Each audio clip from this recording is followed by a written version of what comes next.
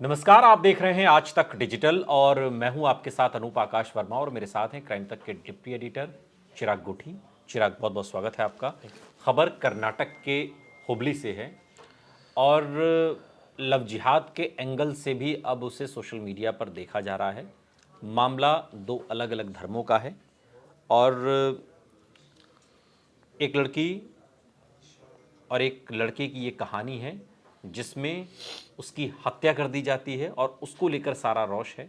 खबर क्या है, थोड़ा सा आपको उससे परिचय करा दें। कर्नाटक के हुबली में एक कॉलेज परिसर में कर्नाटक कांग्रेस के पार्षद की बेटी की हत्या के बाद पूरे राज्य में अब राजनीतिक हलचल शुरू हो गई है।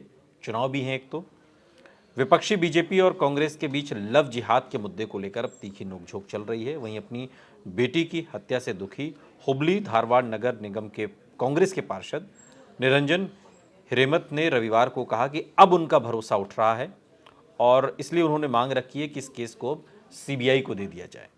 कॉलेज परिसर में अपनी बेटी की हत्या पर हुबली धारवाड़ नगर निगम के कांग्रेस पार्षद निरंजन हिरेमत ने कहा कि मैंने 8 लोगों के नाम खुले तौर पर लिए हैं और उन्होंने एक भी व्यक्ति को नहीं पकड़ा, इसलिए अब मेरा भरोसा उठता जा रहा है।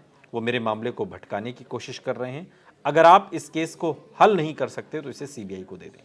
उन्होंने कहा कि कमिश्नर खुद एक महिला हैं, फिर भी वो एक लड़की की हत्या को गंभीरता से नहीं ले रही।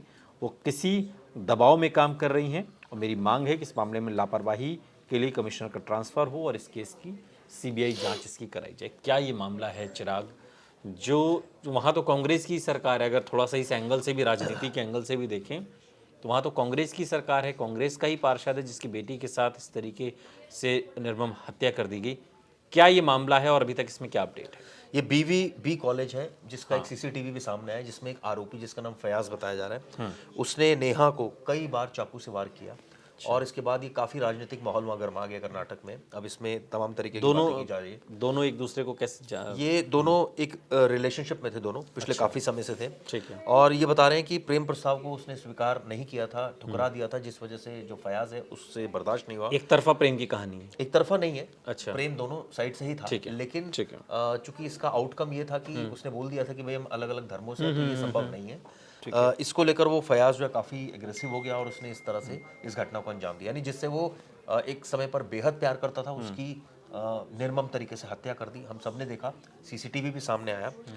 फयाज के जो पिता है, इनका बड़ा बयान सामने आया। इन्होंने साफ साफ कहा है कि ये मेरे बेटे की गलती है और मुझे बहुत अफसोस है इस घटना का। और वो भी कह रहे हैं कि इसमें कड़ी से कड़ी सजा मिलनी चाहिए मेरे बेटे को, क्योंकि उसने इस घटना को अंजाम दिया। ठीक है। सवाल ही उठता है कि इस तरह की घटनाएं अब कर्नाटक से सामने आ रही, ठीक इलेक्शन से पहले, और इसको लेकर जो विपक्षी पार्टी बीजेपी, उसने काफ़ी प्रोटेस्ट वहाँ किया और तमाम तरीके की बातें की जा रही है।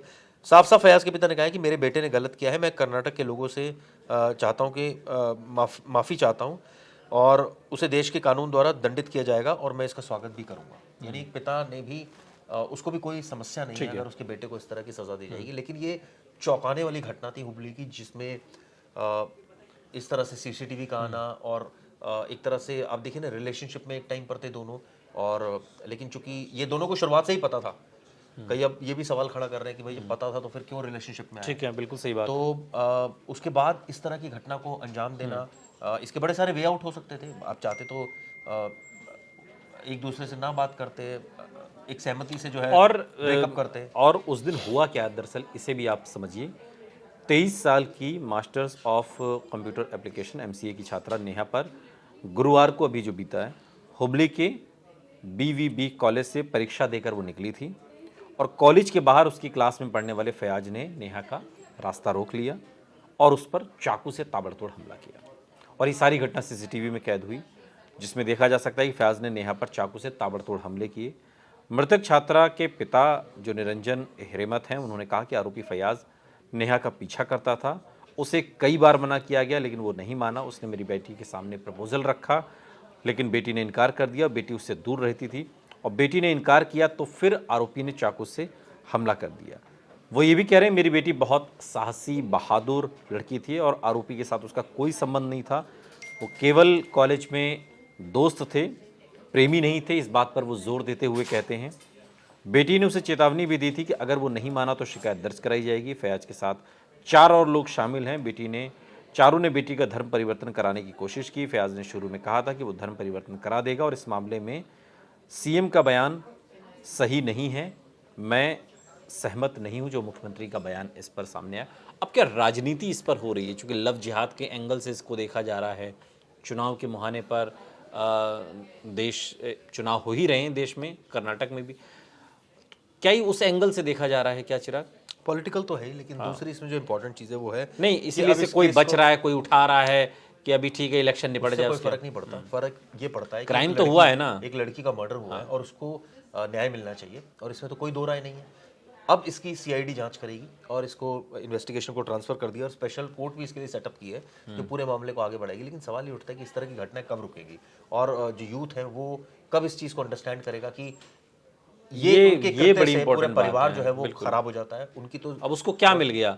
उसको जेल मिलेगी, उसको जेल मिलेगी और बेचारे की जिंदगी चली गई, उसको परिवार उसका दुखी हो रहा है। तो इससे दो परिवार, सिर्फ एक दूसरे को नुकसान नहीं हुआ, उनके परिवारों को भी नुकसान हुआ। इस तरह की घटनाएं ऑब्वियसली निंदा तो चलिए करेंगे पॉलिटिकल पार्टी और पॉलिटिकल सिनेरियो में, अगर ठीक है वो अपने तरीके की, वो उनकी राजनीति एक अलग विषय है। इसने चौंका दिया इस तरह की घटना ने, और हम अपील करते हैं अपने दर्शकों से भी, मतलब इस चैनल के माध्यम से, कि इस तरह की जो घटनाएं अगर आपके आसपास हो, अगर आपको लग रहा है कि भनक हो रही है कि ऐसी हो सकती है, पुलिस को आप इन्फॉर्म कीजिए। और प्लीज कोई आप लोग भी इस तरह की घटनाओं में कभी जिंदगी में मतलब ना इन्वॉल्व हो। रिलेशनशिप को अगर बिल्कुल, चाहे लड़का हो चाहे लड़की। अब ये जो आरोपी है फयाज, अब इसको भी सिर्फ जेल हासिल हुई है ये सब करने, ये पल भर की सनक थी, दिमाग में जाने क्या फितूर सवार रहता है। इंसान को ऐसा लगता है उसकी ईगो हर्ट हो गई, उसका मान हो गया, क्योंकि कोई क्रिमिनल बैकग्राउंड तो ऐसा कुछ दिखा नहीं है अभी तक। वो भी स्टूडेंट था, वो भी स्टूडेंट थी। अब एक तरफा प्यार कहिए या जो भी, अब चूंकि लड़की के जो पिता है उनका तो ये कहना था कि दोनों दोस्त थे, प्यार जैसा दोनों में कोई रिश्ता नहीं था।